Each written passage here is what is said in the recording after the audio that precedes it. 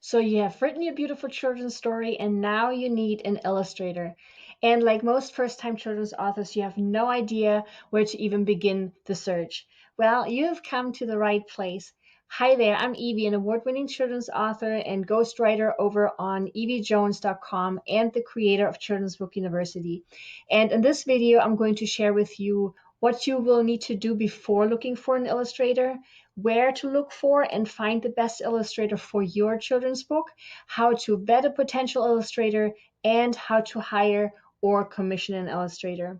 I will create a separate video on the best practices when working with an illustrator, but this video is specifically about the finding of an illustrator. Now, as a full-time children's author, I have written and ghostwritten over 50 books, meaning I have lots of experience with the finding and commissioning of illustrators for all sorts of different children's books, from picture books all the way to middle grade chapter books. And so in this video, I will share with you how to go about this part of your illustration process. Now, for most children's authors, this part of the book creation process is the most complex and nerve-wracking, because you are essentially putting your work, your vision into someone else's hands, right? And more than likely, it'll be a person you've never met before with whom you'll only communicate either via email or over the phone. And so because there's lots of trust involved, it is really important to go about this the right way. And to do so, there are a number of things you will need to do before you start looking for an illustrator, and that's step one. In order to communicate the key points to your future illustrator, you'll want to create what I call an illustrator package for your book. And all this package is the collection of information that you will have to share with your illustrator in order for him or her to successfully prepare your illustrations. And the reason we want to prepare this package even before we look for an illustrator is because it helps us save lots of time, preventing lots of unnecessary back and forth emails with potential illustrators. And it helps us get clear on what it is we want, right? In terms of what style of illustrations, what size each illustration should be in, and things like that. And if you don't prepare these things in advance, it can become frustrating really quickly, both for you as well as the illustrator. So being prepared doesn't just save so much time, it also lets the illustrator know that you know what you're doing. And showing and bringing across this kind of confidence is really important, especially when you're working with someone you have never met before, and if you're working together for the very first time. Now, the things you want to be clear on and include in your Illustrator package are the number of internal images required. How many images are going to be on the inside of your book? So you will want to know how many illustrations you need. It also helps to have an idea of what you would like the illustrations to show on each page. Now, here you can be as specific as you want. You know, some authors like to give their illustrators as much creative freedom as possible, while others have a very specific vision already in mind. And I personally already know exactly what it is I'm looking for on each page. But either way, it really helps to create some sort of mock-up or book dummy that helps explain what it is you're looking to see in each illustration. And if you already have a specific style for your illustrations in mind, even better. This will greatly help narrow down the number of illustrators you end up reaching out to. You also want to already know the book format you are planning to use. Is your book going to be using the portrait format, landscape? Is it going to be square? What is the trim size you're planning on using? And that's important because the trim size you end up using will determine the illustration size the illustrator will have to create the illustrations in. And if you don't know what trim size to use, I have also created a separate video on how to decide what book size you should be using for your children's book. And I've included the link to that video below. You will also want to be clear on whether you want the illustrator to also create illustrations for your cover, and whether you require them to add the text directly to your images, if that is something you would like them to do as well. And you will also want to be able to share any other specifics, such as the required image resolution, to ensure the image quality is high enough for printing. Now, if you're not sure about the number of internal images you'll need, I've also created a children's book specific table that provides the standard number of word count, number of pages, and number of illustrations based on the age the book is written for. And you can find that on page 24 of my book, How to Self-Publish a Children's Book, which is, I'm sure, how you found me in the first place. And I've linked to it below as well, just in case. Now, I already mentioned that the trim size you choose for your book will also determine the size your illustrator will have to create your images in. And that size will depend on whether you want your illustrations with bleed, without bleed, single spread, double spread, or spot illustrations, for example. And to help you with this, I have built a tool that will, based on your chosen parameters, create a correctly sized template for you. And you can download and then share with your future illustrator. And it's great because it works for the illustrations inside your book as well as for the illustrations meant for the cover. And that distinction is important because these sizes differ from each other. I called this tool the Illustration Template Generator, and it's absolutely free to use, and I have linked to it in the description below. Now, you will also want to be clear on the time by which you would like this project to be completed. Here, you can be as flexible as your schedule allows, but it is really important to, once you communicate, to really set a due date, because that will help with setting expectations as well as just knowing when to expect to be done with this phase of the creation process so that you can plan ahead for the next steps. And last but not least, you will want to set a budget. Setting some sort of internal budget where you predetermine your upper limit can be really important in preventing yourself from going outside the amount you feel comfortable spending. Now, when it comes to a budget, the number one question I get asked all the time is how much the illustrations of a children's book would cost. And here, I never like to give a number just because the budget will depend on so many different things. For example, the number of illustrations you require, whether you need the text added, how quickly you need the work to be done, the style of illustrations, the experience of your illustrator, of course, and of course, where your illustrator is located. So I don't ever share numbers here or ranges because it just differs so greatly from illustrator to illustrator and from project to project. Now, once you've collected all this information, you, my friend, are halfway there because preparing all this will help you so much during this entire process.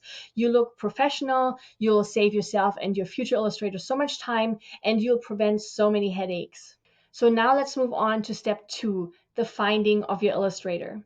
To find the most suitable illustrator for your children's book, I'd recommend looking for more than one prospective artist so that you have some choices. There are many different platforms we can use to find an illustrator. Oftentimes, people think where they look is the key to commissioning an illustrator. I personally believe it's not so much the place where you look or the platform you're using to find an illustrator, but the way you search, the way you describe your project, the way you prepare. Like we have just done with the Illustrator package and how you're vetting potential illustrators. These are the keys, not so much the platform you're using to find them. That being said, there are many different places where we can look for an illustrator, such as outsourcing platforms like Upwork.com, Freelancer.com, and Fiverr.com. And then we have social media platforms like LinkedIn groups that are dedicated to illustrators. And then we have Facebook, artist and illustrator groups, and Instagram. And of course, we have specific websites like deviantart.com and children'sillustrators.com. And I will go ahead and link to all of these below. Now, as you can see, there is no shortage of platforms where you can find your illustrator. I've used many of these, but my favorite ones are freelancer.com and Instagram. Especially Instagram, I've been using a lot lately simply because it's so easy to contact artists via Messenger, and the artist's feed serves as sort of a portfolio so I can see if their style is what I'm looking for. Sites like freelancer.com are great for multiple reasons. For example, most provide you with reviews from artists' previous clients. Some even include information about previous completion rates, which is something I really pay attention to. You will have to weed through the profiles a bit, but if you find the perfect illustrator who offers the style you're looking for, the research will be absolutely worth it. On most of these sites, you will have to post your project and illustrators will then bid on it. Here, some of the information we have already put together for our Illustrator package will come in really handy. The things you will want to include in your job posting are a really short description of your project, where you are going to mention what the illustrations are for, which in your case is a children's book. You will want to include the estimated number of illustrations that we have already determined, the expected due date that you wish to have fulfilled. You will want to set a placeholder price, and you will want to ask for a portfolio and also ask for a sample illustration. Now, in order to get an idea of what you should include as your placeholder price, be sure to browse some of the platform's current projects. Now, here it's important to remember that your placeholder price is meant as a baseline or anchor only, because each illustrator will bid individually on your project if they are interested in working with you. And that bid is usually based on or anchored to whatever placeholder price you had originally set. So again, to get an idea, simply go through that platform and see what similar projects are offering. If you would like to see a sample project description, I've included a link to one for you below. Now, when it comes to finding an illustrator, the key is to be proactive rather than to wait for the perfect illustrator to find you and your posted project, especially if you have a particular illustrator or a particular style in mind. So in order to increase the bids of potential illustrators, actively search the site and seek out illustrators whose portfolio you really like and who you believe would be a great fit for your project. Once you have uploaded your project description, ping the illustrator you like and invite them to view your project. And if they agree with your set terms, they will then place a bid. This proactive approach will double, if not triple, the bids you'll receive. And the more bids you receive, the bigger the illustrator pool will be for you to choose from. And once a number of bids have come in, I encourage you to take those you like through a vetting process, which makes up step 3 of finding your illustrator. I usually look at an illustrator's profile and read through previous reviews and view their portfolio to get a feel for their style. But the most important vetting is a sample illustration request, where you see how effectively they can turn your writings into illustrations and how well they follow instructions. Now, I would only send out such a request once you have narrowed it down to about 6 to 10 illustrators, only those you are truly interested in working with. Most illustrators will be more than happy to provide such a sample. And to see an example of such a sample request, I have included a link for you below. Some illustrators will be happy to provide a quick sketch for free, while others may charge you a small sum. And here again, as I previously mentioned, it's really helpful if you have already an idea in mind of what you would like your illustrations to look like, because this will really help with the decision-making process as you are vetting these illustrators. Now, as you're moving through this step, pay attention to how attentive the illustrators are, how well they follow your instructions, how timely they are in getting back to you, and how communicative they are during this entire process, because all these are great indicators as to what it would be like working with this illustrator once you have hired him or her. So be sure to look at this as a whole when making the decision on whom to work with. Now, once you've made your decision, if you're using an outsourcing platform like Freelancer, you generally don't need to worry about any contracts, because this platform will already do all that for you. But if you're finding your illustrators through a place like Instagram, for example, then you will want to make sure to set up an art release form in order to prevent any legal disputes or financial issues later on. And if you purchased my how-to book I mentioned earlier and that I've linked to below, there's an art release form template for you included in the swipe files as well.